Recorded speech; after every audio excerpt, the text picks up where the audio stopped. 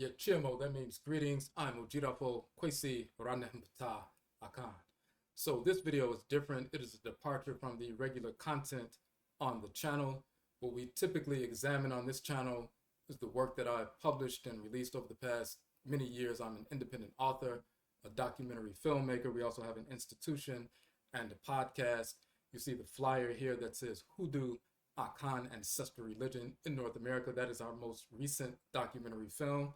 And this is why we call this a hoodoo reaction. So the reason why we call it that, in the film and in the books that we publish, we examine how hoodoo is actually the Akan ancestral religion of people of the Akan ethnic group from the regions of Ghana and Ivory Coast in West Africa, West Africa. And those of us from that ethnic group who were forced into North America during the enslavement era, we maintained our Akan identity and our Akan ancestral religion under the term hoodoo, which comes from the Akan term undu, meaning medicine from roots, trees, plant life. It also means to become heavy with the spirit and so forth. So we didn't lose our identity. This myth that Black people lost their ethnic identity and their ritual practices and so forth when we came into the enslavement era before we liberated ourselves, that's not accurate. The same is true for example, the Yoruba people in the regions of today's Nigeria. Those who were from the Yoruba ethnic group who were forced into North America, they continued their Yoruba ancestral religion and maintained their Yoruba identity under their ancestral religion called Juju, which comes from the Yoruba term Juju and so forth.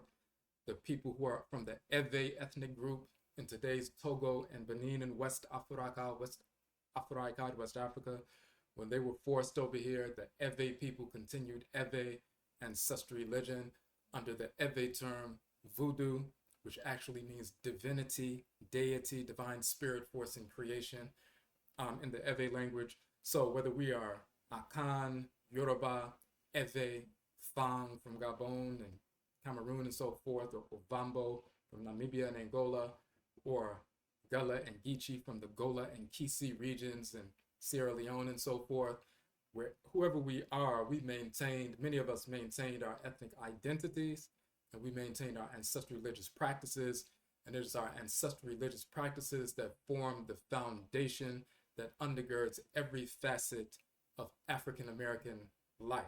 So whether we're talking about our approach to medicine, root work, holistic health, our approach to institution building, the over 100 HBCUs, historically Black colleges and universities, our approach to scientific innovation, our approach to nation building, institution building, art, science, music, song, dance, food, our approach to child rearing, our approach to complementary balance in the context of sacred, holistic marriages and so forth.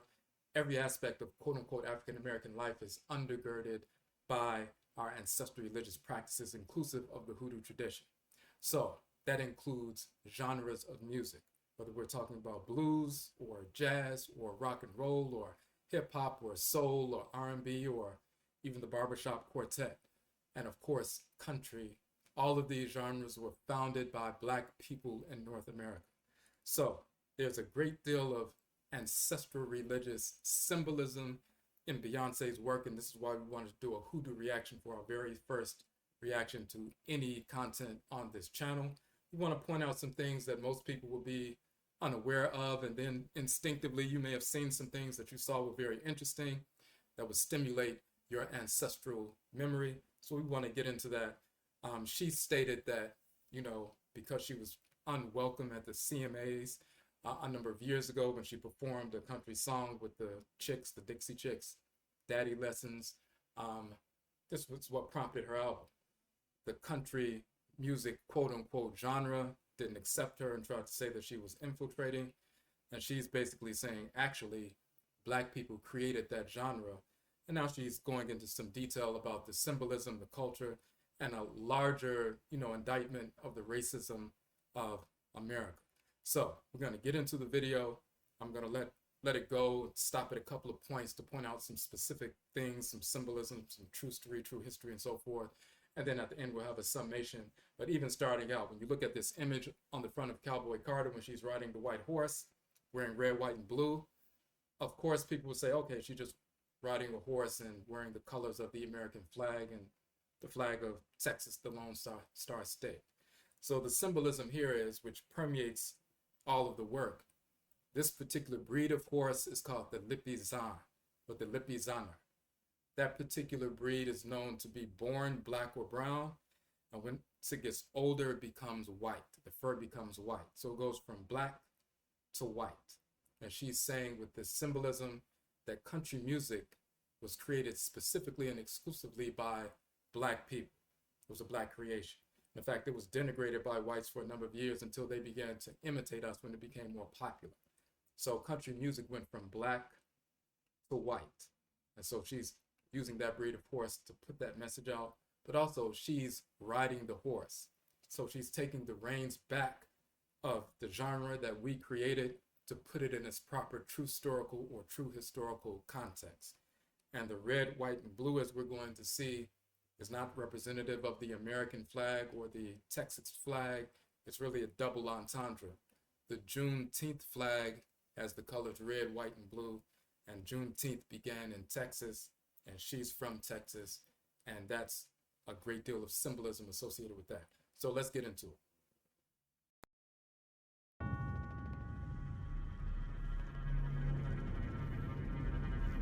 Netflix welcomes you to Beyonce Bowl.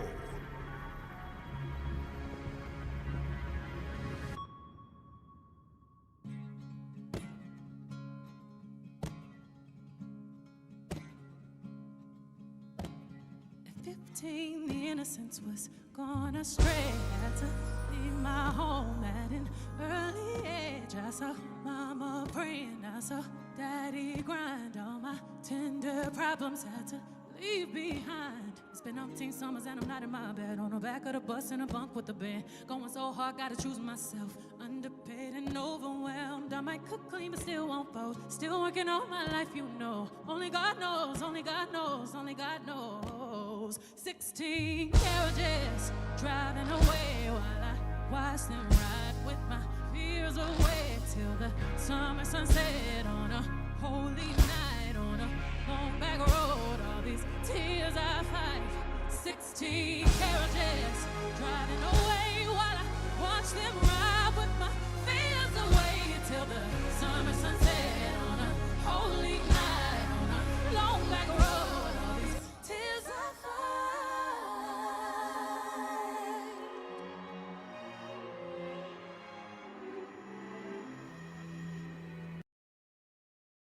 Okay, so first, riding in on a horse. We already talked about the horse symbolism, and then the just technical skill. It's difficult to sing seated without a certain measure of skill, and of course, sitting on a horse and galloping and breath control and maintaining your core.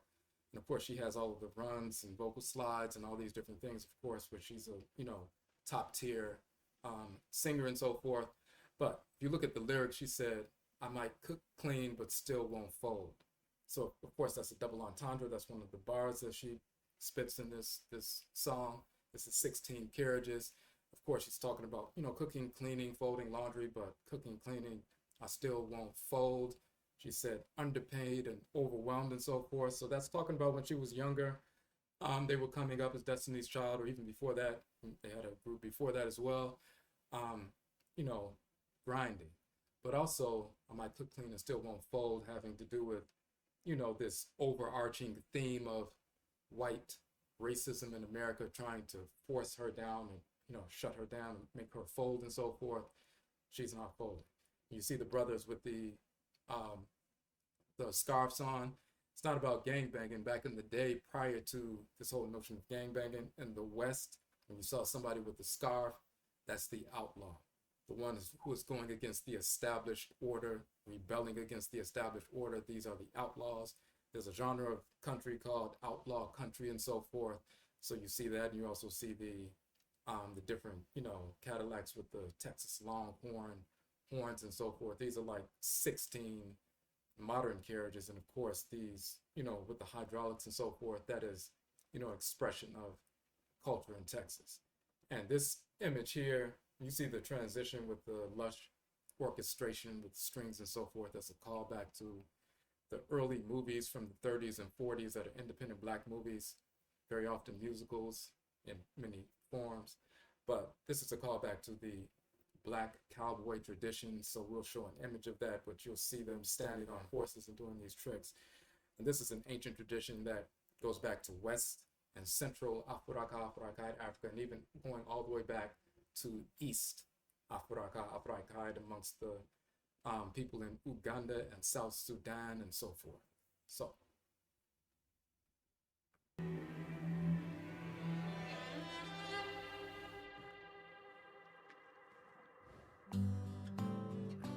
this is Blackbiird.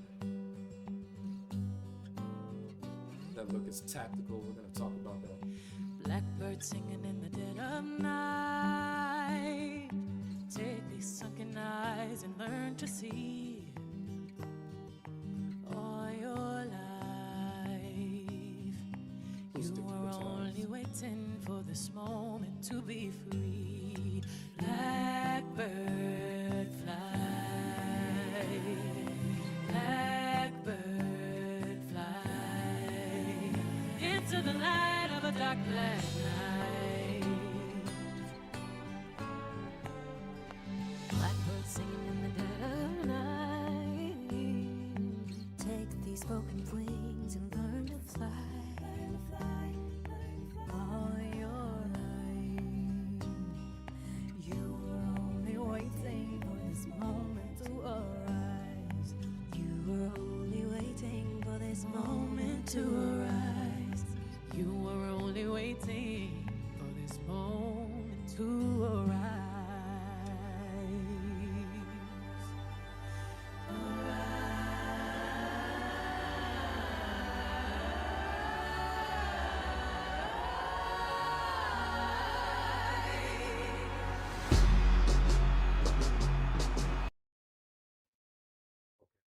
So, Blackbird is a song that was written by Paul McCartney during the Civil Rights era, that a certain phase of the Civil Rights era. So she did a cover of it.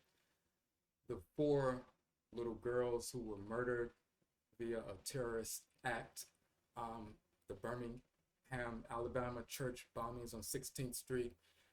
They put a bomb under the stairs of the church, and when the people were going, the congregants were going into the church, it exploded. 4 black girls were murdered. That was a major flashpoint during that phase of the Civil Rights era. So that song was written and she decided to cover it. So in the hoodoo tradition and ancestral traditions in general, when we have children, these are ancestresses and ancestors returning.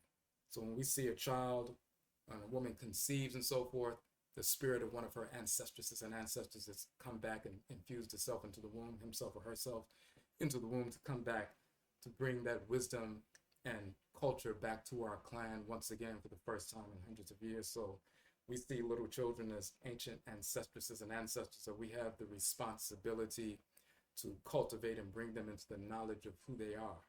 So when those 4 black girls were murdered and their spirits left their bodies and so forth, they became ancestresses. So as these 4 ancestral spirits have been, guiding their family members for decades, you have these 4 young black women. You have Tierra Kennedy and Raina Roberts and Brittany Spencer and Tanner Adele. These 4 women who are really 4 Blackbirds. They are country artists in their own right. They're phenomenal artists, phenomenal singers and writers and so forth. And she put them on the album. But from a deeper perspective, they are the vessels through whom these 4 ancestresses can speak their message and transmit their message to us, to our community, for the first time collectively in 60 years. That bombing happened in 63. So now they're speaking through these vessels of these 4 young women, the 4 ancestresses, the 4 little girls' spirits are speaking through these girls, these young women, to us collectively to remind us of that resilience. Even through struggle, we have that resilience. So she brings them on not only to uplift the country music genre, on the black side, of course, but also for that ancestral message. And you see she gave a little look and a switch and the energy switch as she's walking out. The music changed to Freedom from the Lemonade album. So she was in the tunnel, walking through the tunnel and so forth, the underworld, so to speak, and is being born into the light of day, born into the sunrise and so forth. If you study ancient Kemet, talking about the duat and moving the ancestral realm and moving into the, birth of a new day and so forth, and moving through the canal, the tunnel, into the, into the open, being born once again. So this is what the symbolism is talking about.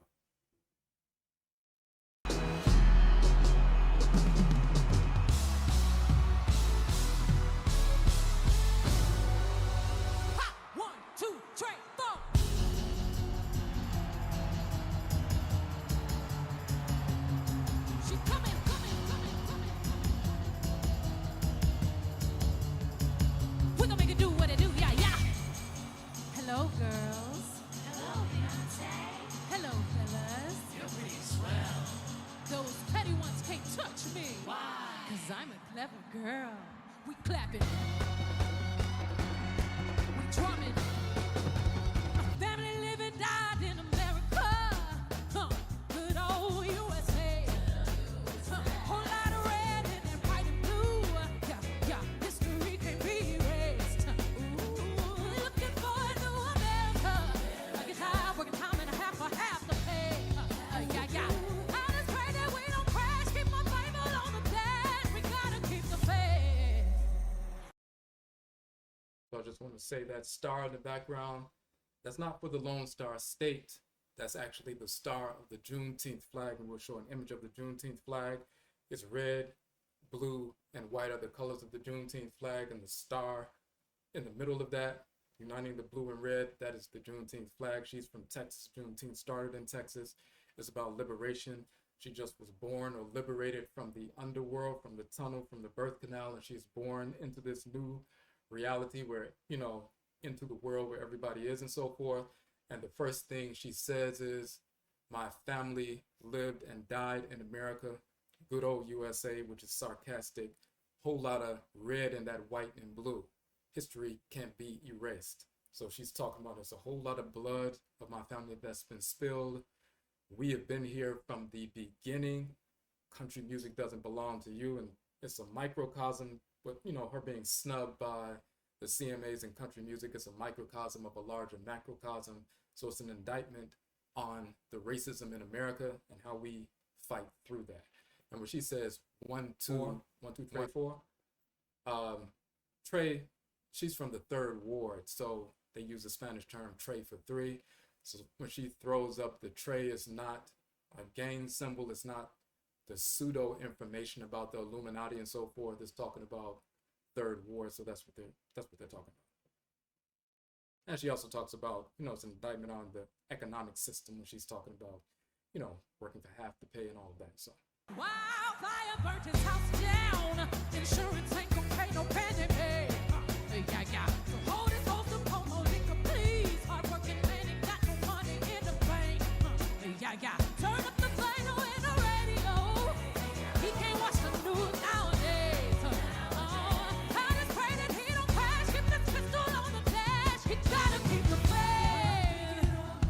Ooh. Daughter Blue Ivy is We behind gotta her, keep the faith. mirroring everything that she's doing.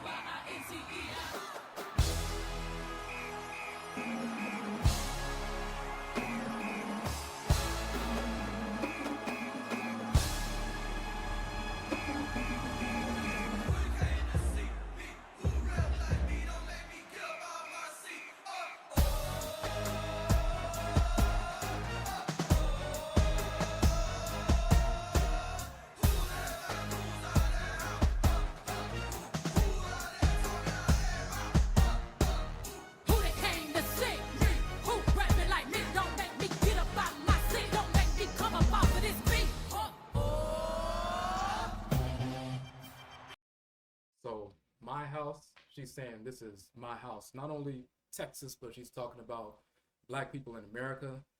This is my house, but also country music. This is my house. So of course you can see the symbolism there when she says, don't make me come up out my seat. Don't make me get up off of this beat. And she puts her hand up like this. That's a sign of disrespect. You'd rather get punched in the face as opposed to being backhanded. Backhanded is a backhand slap. So some people call it a pimp slap and so forth. So when she goes like this, that's a direct shot at the CMAs in particular, country music in general, and of course on the macrocosmic, level, America in, in general as well. But now she switches to Spaghettii.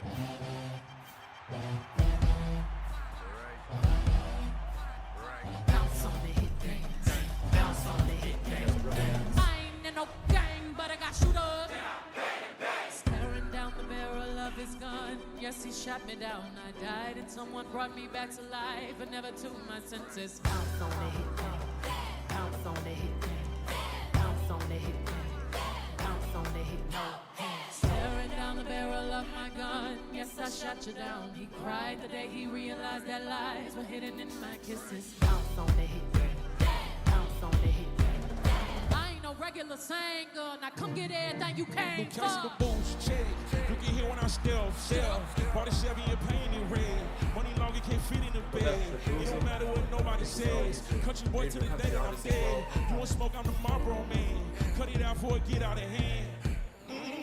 This ain't Calabasas, we don't need highways, we can take back roads. Never been riding, baby, stepping that stirrup, pop on my saddle, snag on my feet, they rattle. And the bag only thing getting lassoed. And I'm still going up like a ladder, and I'm still in the field. She gone.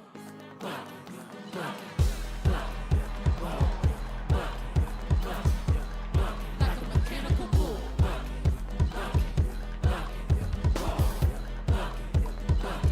A good night. No money is cool. Ooh, ooh. Look at that horse. Look at that horse. Look at that horse. So she went from Spaghettii to Riiverdance to Sweet Honey Buckiin, which is 3 different songs that she remixed through that. It's a masterful remixing and blending of these different songs. But it's important that, well, first of all, when she does like this is for the symbol for Houston, number 1, number 2 for the bull. She said, like a mechanical bull, that bull symbol, but also the cow. And when we look at the symbolism of the cow and the downturned horns of the Texas Longhorns, that's also a sacred symbol from the goddess Heteru, in total of the goddess Heteru, whose sacred symbol is the cow.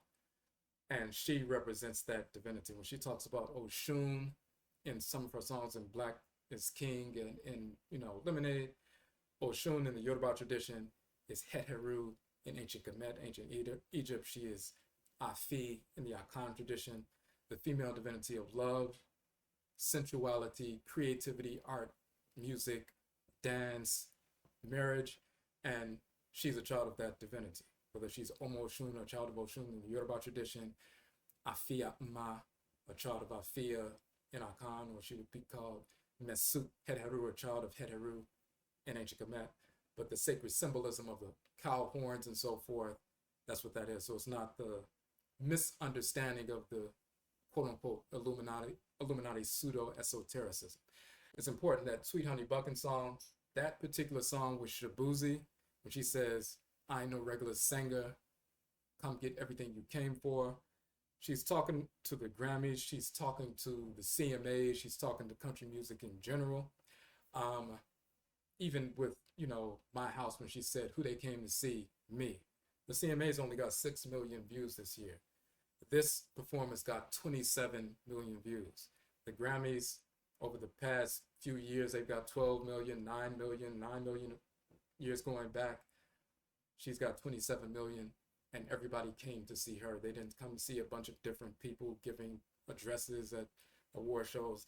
They all came to see her. So even though she was shunned, she's like, okay, you shunned me in these different areas. I'm back with a much bigger stage. And this particular song in Sweet Honey Buckiin, when you look at the lyrics, the portion she didn't play, she says, AOTY, I ain't win. I ain't stunting about them. Take that shit on the chin, come back and fuck up the pen. So what she's saying is, I didn't win Album of the Year, which I was snubbed by the Grammys. She was talking about the Lemonade album, as well as other albums, but specifically the Lemonade album at the time she wrote this. So she was like, oh, you didn't give me that? It doesn't matter, I'm coming back and I'm taking over. So every song on her album, Cowboy Carter, that she's attacking country, the hegemony of white racism in the quote-unquote country genre and racism in general. Every song on the album is 27 songs, or 27 selections. Some of them are interludes and so forth, but all the ones that are dealing with attacking the racism, attacking the, hegemony and so forth culturally, she put in this performance. So.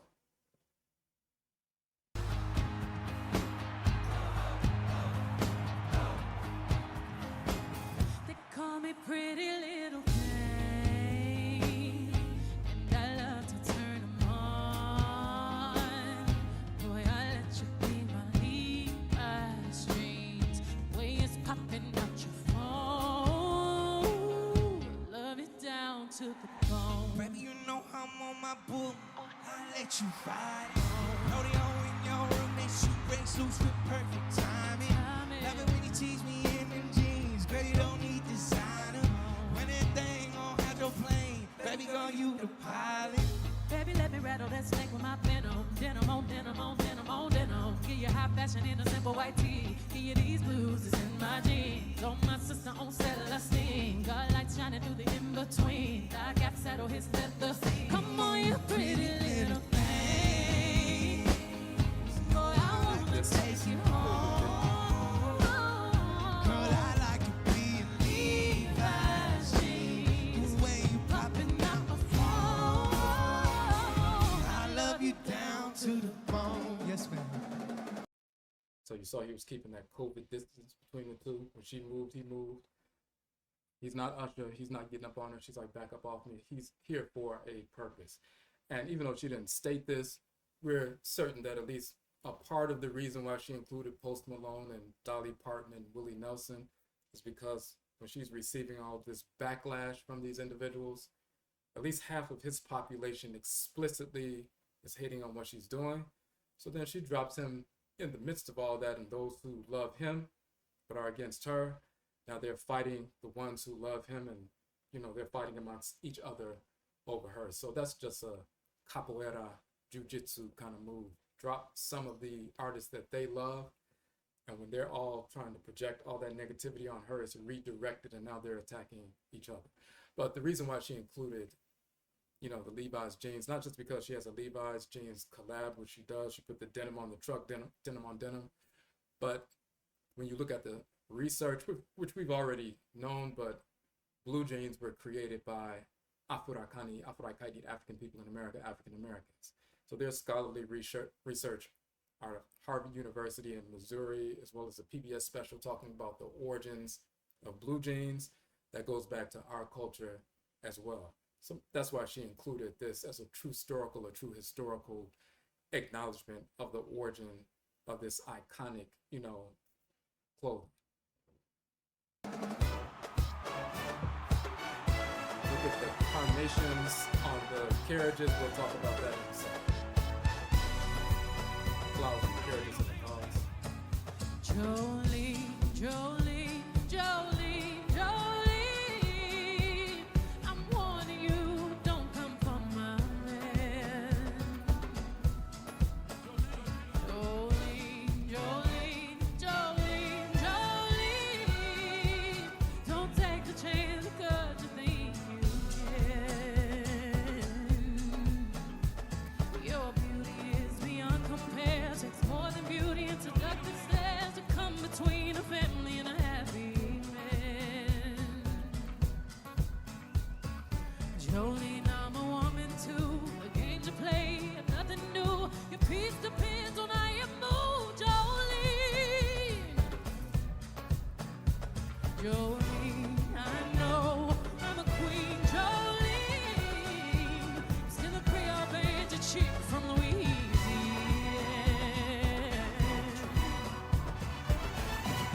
Cowboy Carter, time to strike a match and light up this juke joint. So she's had some rodeo queens, some of the black rodeo queens. They're sitting in the car waving and so forth.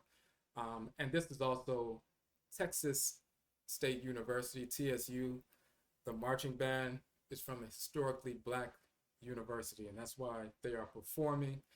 Once again, it's a acknowledgement of that black college and university tradition that we have. musically and artistically and otherwise.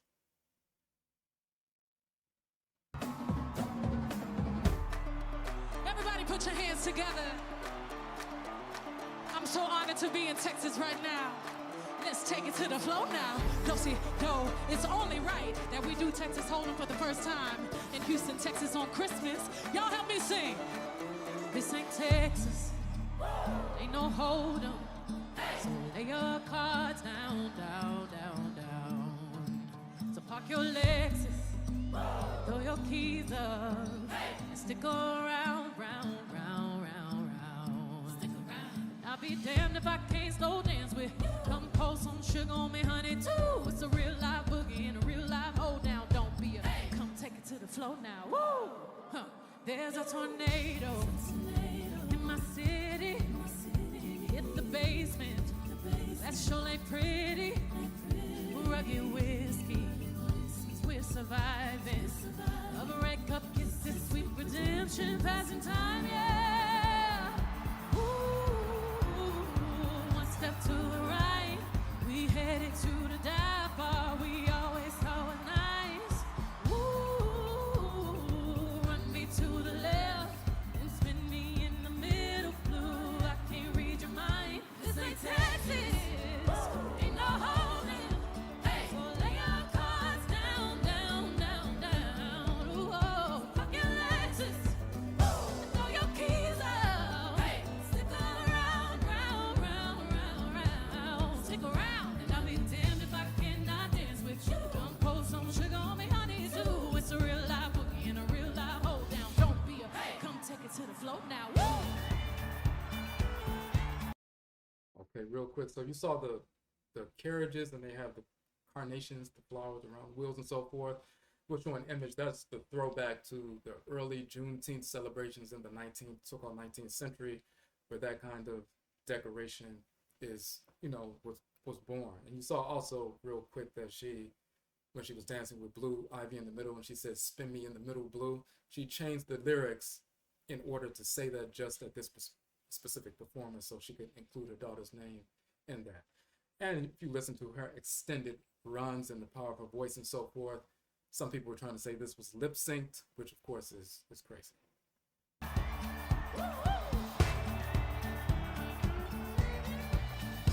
There's a heat wave coming at us. Too hot to think straight, too cold to panic. All of the problems just feel dramatic. Now we're running to the first part, now we're fine, yeah. Ooh, you run to the left. It's a real live boogie and a real live hold down. Don't be a come take it to the floor now. Ooh. Now I'm gonna need all my cowboys to the dance floor. Take it to the floor now. You heard me, Texas. Get to the dance floor.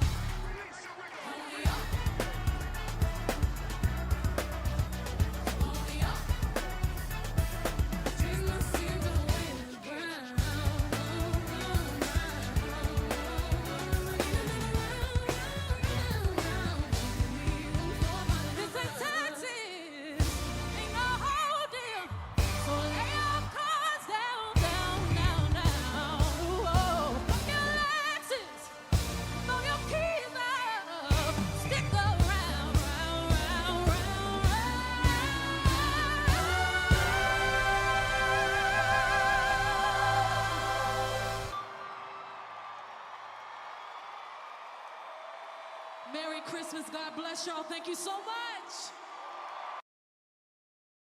Okay, so it's an iconic performance, very well organized, orchestrated. You have all these different shifting gears and so forth in order to make this thing happen. But it's a great deal of symbolism. We just touched on maybe 10% of the symbolism in the film. We may even do a deep dive to go into some more detail. When we talked about, for example, when you see her, when she was singing Blackbiird and she looks directly in the camera, even when she got on the horse in the beginning. Typically when someone reacts to the video and they see her riding the horse and the light comes on her, the first thing they say is, wow, she's so beautiful. And then she walks through with Blackbiird and she looks directly in the camera for a second, and typically the reactors will say, wow, she's so stunning, she's so beautiful. That's tactical. It's partly, normal, but it's partly tactical. In our ancestral religious traditions, people who practice, we know who those children of Afia, the divinity Afia, as we call her in the Akan tradition. She's called Oshun in the Yoruba tradition. She's called Heteru in the tradition of ancient Khanid and Kemet, Nubia in Egypt, and so forth.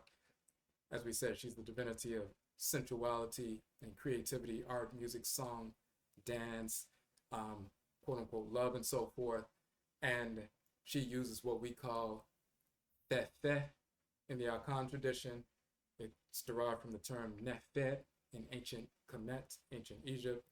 That term, it means beauty. In our culture, beauty is an expression or a revelation of divine harmony, and harmony is an expression of divine order. So when you have beauty, you have Fefe, it's a revelation of divine harmony.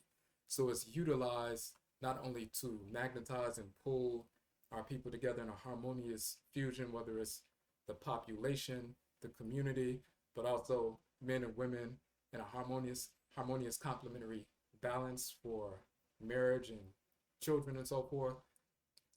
But it's also used for defense. So the use of Fefe or Nefet, beauty, to magnetize, to pull our people together, but also to disarm the enemy. So if you think about, for example, a scorpion, when they sting, that paralyzes the enemy, paralyzes the opposition. And you can paralyze the opposition to either attack or to escape. You can even look at a deer in headlights. When those lights shine, the deer is frozen for a second. So in the culture, when people know who children of Oshun, Oma Oshun, people know who children of Afia and so forth, those people who are children of Afia, children of that divinity of beauty, if they're born at a certain time and they're a child of a specific divinity, they carry that divinity's attributes in their personality and character and even phenotype and spiritual disposition. They carry that energy complex and they wield it in a certain way to the point that you can predict what they're going to do and how they're going to do it based on their energy complex. She may be doing certain things instinctively, but certain things are, deliberate.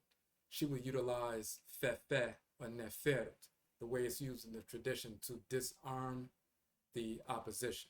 So even if people are hate watching or rage watching her and attacking her and so forth, when she looks in the camera and exudes the energy complex of Fefe, it temporarily disarms the opposition.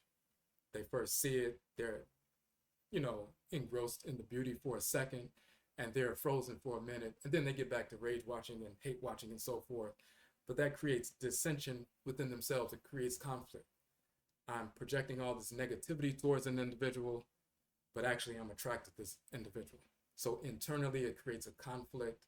And then if you imagine a couple, watching this and they're attacking her for trying to invade their genre and so forth. And then when she looks in the camera and they both feel this sense of, wow, she is stunning though. And then the wife looks at her husband and she can see for a second that he was engrossed by it. That creates dissension, conflict, and so forth. Even thousands or certain millions of people watching who are trying to attack what she's doing, that creates, a form of disarmament. So children of Oshun know how to do that. Children of Afia, we all know it. So when we saw it in the culture, it's just something that we laugh to ourselves internally, because anybody who practices tradition knows exactly what she's doing. So, but again, we may do a deep dive into some more information. This is the first time we've ever reacted to anything. We wanted to do a hoodoo reaction to show, once again, the ancestral, religious, and cultural underpinning of certain movements and actions and symbols and so forth, so you can derive a deeper meaning. There's much more to it. We're going to probably react to more, artists and so forth, and do the same thing and show you what's actually happening, whether they're doing this deliberately or they're doing it instinctively, just that ancestral urge to put certain symbols and use certain patterns and cadences and genres and so forth to get their, message out. Whether it's deliberate or instinctive, it's governed by our ancestral tradition, our culture. It has never left us. We carry that in our spirit genetic heritage, and it always comes out in certain ways. So please like and, share this video, comment on the video. If there are songs or artists that you would like us to, react to, put them in the, you know, chat and let us know. So once again, Yerase, thank you for tuning into the channel. And Yebeshia Bio, we will meat again. That's it.